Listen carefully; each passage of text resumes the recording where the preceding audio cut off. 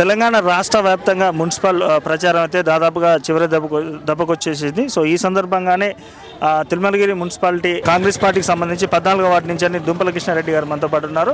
So అడిగి తెలుసుకుందాము వీళ్ళకు 14వ వార్డు ప్రజల నుంచి ఎలాంటి సపోర్ట్ వస్తుంది, ఎలాంటి స్పందన వస్తుందో అడిగి తెలుసుకుందాం. అన్న చెప్పండి అన్న, మీకు 14వ వార్డు నుంచి అని ఇన్ని రోజులు ప్రచారం చేశారు కదా, ఎలాంటి రెస్పాన్స్ ఉందన్న ప్రజల నుంచి? అంటే గత ప్రభుత్వం చేయలేని పనులు, వాళ్ళు చెప్పుకుంటున్న దళిత బంధులో జరిగిన మోసాలు, ఒక యూనిట్కు 9,90,000 వస్తే వాడు 5.5 లక్షలు 6 లక్షలే ఇచ్చి పేదోడి ఒక దళిత సోదరుని నోటికాడి బుక్కను తిని దళితులను మోసం చేసిన చరిత్ర ఏదైతే ఉందో ఈ బీఆర్ఎస్ పార్టీ ఇక్కడ పైలట్ ప్రాజెక్టుగా తీసుకున్నారు. ఏదైతే పైలట్ ప్రాజెక్ట్ తీసుకున్నారో ఆ పైలట్ ప్రాజెక్టునే లక్షల రూపాయల మోసం చేసుకొని ఒక పేద వర్గాల సొమ్మును తిని ఈరోజు అదే పైసలతోని మళ్ళీ గెలిచి ఈ ప్రాంతంలో ఎలాంటి డెవలప్మెంట్ చేయలేదు. ఒక గ్రంథాలయం లాంటి బిల్డింగ్ లేదు, సబ్ రిజిస్టార్ లేదు, ఒక పార్కు లేదు, ఒక బస్ డిపో లేదు, ఎలాంటి అభివృద్ధి లేదు. కాంగ్రెస్ ప్రభుత్వం రాగానే గౌరవ పెద్దలు రేవంత్ రెడ్డి గారు మరియు మా శాసనసభ్యులు ఎంపీ గారి ఆధ్వర్యంలో ఇన్ని రోజుల చిరకాల కోరికైనటువంటి ప్రభుత్వ జూనియర్ కాలేజీను తీసుకొచ్చిన ఘనత మా కాంగ్రెస్ పార్టీ ప్రభుత్వాన్ని అని సగర్వంగా చెప్పదలుచుకున్నాం.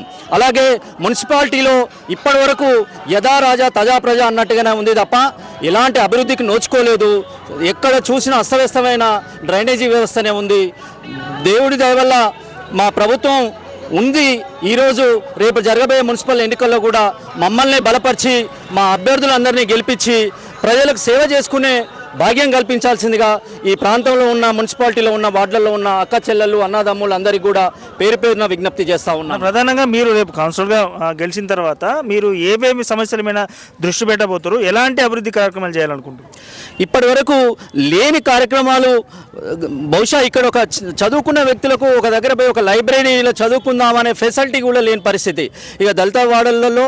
మరియు ఈ ఒడ్డరి కాలనీ నాకున్నది.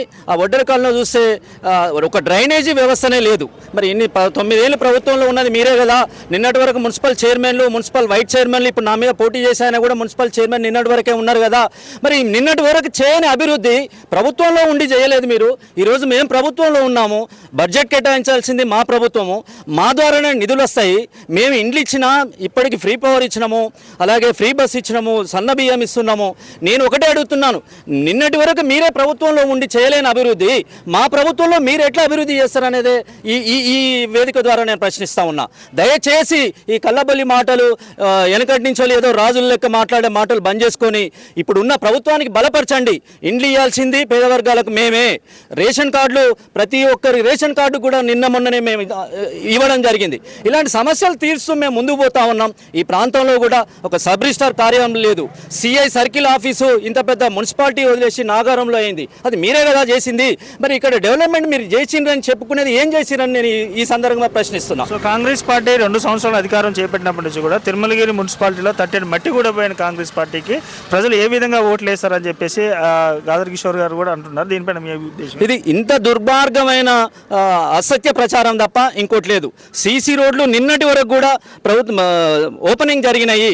ప్రతి వార్డులో కూడా శంకుస్థాపన కార్యక్రమంలో దశలో ఉన్నాయి. కోడ్ వచ్చింది. అంతకంటే ముందు కూడా ఇంటిగ్రేటెడ్ స్కూలు దరిదాపు 200 కోట్ల రూపాయల బడ్జెట్ కేటాయించి ఈ ప్రాంతానికి తీసుకొచ్చడం జరిగింది. జూనియర్ కాలేజ్ తీసుకొచ్చినాం. ఇంతకంటే అభివృద్ధి ఏముంది? మా మండలంలోనే 250 కోట్ల రూపాయల ఇంటిగ్రేటెడ్ స్కూల్ తీసుకురావడం జరిగింది. పేద విద్యార్థులు, పేద దళితులు, పేద ఎస్టీ బడుగు బలైన వర్గాల కోసమే కదా. ఇంతకంటే అభివృద్ధి మీ కళ్ళకు కనిపిస్తలేవా? అసత్య ప్రచారం మానుకోండి ఇకనైనా అని ఈ వేదిక ద్వారా నేను స్పష్టం చేయదలుచుకున్నాను. సో లాస్ట్ అండ్ ఫైనల్గా మీకు 14వ వార్డు ప్రజలకు, సేమ్ తిరుమలగిరి ప్రజలకు ఏం చెప్పదలుచుకున్నాను? దయచేసి అక్క చెల్లెళ్ళు, అన్న తమ్ముళ్ళు, పెద్దలు, చిన్నలు అందరికి కూడా ఇలాంటి వినమ్రతమైన నమస్కారం పెట్టే సంస్కృతి కూడా అవతల వాళ్ళకి లేదు. నేను పేరున నా వ్యక్తులు, నా అక్క చెల్లెలందరికీ కూడా తల వంచి శిరస్సు వహించి నమస్కరిస్తూ నేను చెప్పేది, మీరందరూ నన్ను ఆశీర్వదించండి. మీకు ఏమి కావాలో, మీ సమస్యలు ఏమున్నాయో తీర్చే బాధ్యత మీరు. నా ఇంటికి రావాల్సిన అవసరం లేదు, నా గేట్ల ముందు నిలబడాల్సిన అవసరం లేదు, నా దగ్గరికి రావాలంటే ఇంకెవరినో పర్మిషన్ తీసుకొని రావాల్సిన అవసరం లేదు. ఒక చిన్న పిలుపు చాలు, నేనే వచ్చి మీ ముందు ఉంటాను. మీ ఆశీర్వాదం ఇవ్వండి, మీకు సేవ చేసుకునే గౌరవం నాకు ఇవ్వండి అని చెప్పేసి ఈ సందర్భంగా తెలియజేస్తా ఉన్నాను. ఓకే అన్న, thank you so much and all the best అన్న.